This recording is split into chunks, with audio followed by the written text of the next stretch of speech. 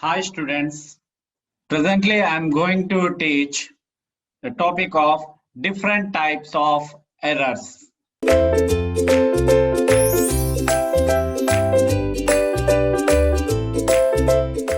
What is error? Deviation of measured value from true value is called error. Deviation, what is this measured value, what is this true value and all, I will give every information. So what from now I can use one abbreviation as AM. I can use it as a measured value. AM I can use it as a measured value, and AT I can use it as a true value, and AT I can use it as a true value.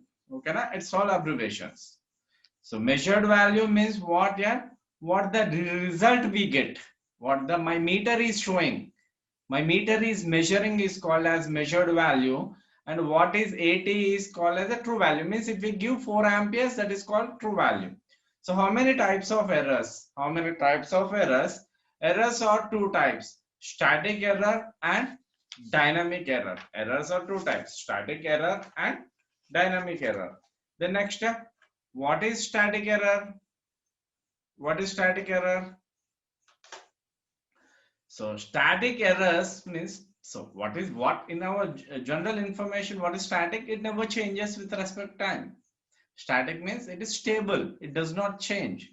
So the same here, what is static errors is errors are not changing with respect to time. Errors are not changing with respect to time.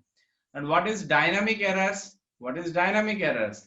Errors are changing with respect to time. Errors are changing with respect to time.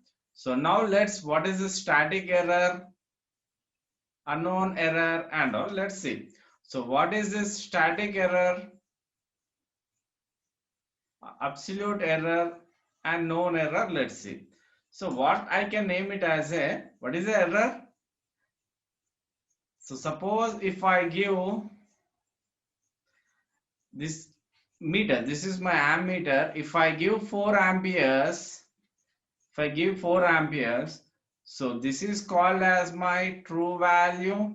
This is called as my true value or actual value or unknown value or it is called as input or it is called as a measurand or it is called as a measurand or it is called as a measurand. Okay, now this many terminologies I can use it. Then next, suppose if I give 4 amperes, means I am giving input as a 4 amperes, I can name it as a true value, actual value, unknown value, input, measurand. So my meter, there is a chance. So this take it as a 10 amperes. So this is as a 10 ampere scale. This so 4 amperes I am giving input. It is on a 10 ampere scale. So my 5 amperes will come here now. My 5 amperes will come here. So my meter might be showing. So let me take it as a my 4 amperes. So I may take here as a 4.2. Here it as a 4.2. Here I can take it as a 3.8. Okay, now I am giving 4 amperes. So my true value is 4 amperes. There, let's take two case studies. In one case study it is showing 4.2 and in other input is same. In both case 1 and case 2 I am giving same input 4 amperes only, but in one case it is giving 3.8, in one case it is giving 4.2. Okay, now so let's study the what is our regular discussion. What is my actual error? Error is equal to measured value minus true value. What is error? Measured value minus true value. So let's come for what is this case 1. So in case 1 I am giving In case 1, I am giving true value of 4 amperes, and in case 2 also I am giving true value of 4 amperes. So in this I am giving measured value of a 3.8. In this I am giving a measured value of a 4.2. Okay now? Then next, what is my error? Measured value minus a true value. So I will get what? Minus 0.2. Minus 0.2. So then next, here what I will get in this case, error is equal to measured value minus true value. Here I will get plus 0.2. So here error is negative. Here error is positive. Here error is positive. In this case, measured value less than true value. In this case, measured value greater than true value. Okay now? So then next, what is correction factor? Let's go for what is correction factor. What is correction factor? Value which we add or subtract from measured value in order to get true value is called correction factor. So I can give correction factor as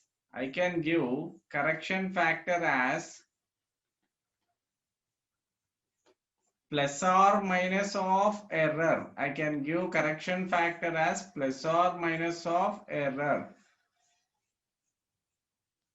Very important formula.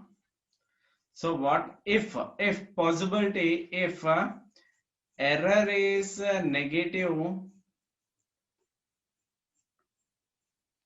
then correction factor is what? Then correction factor is positive.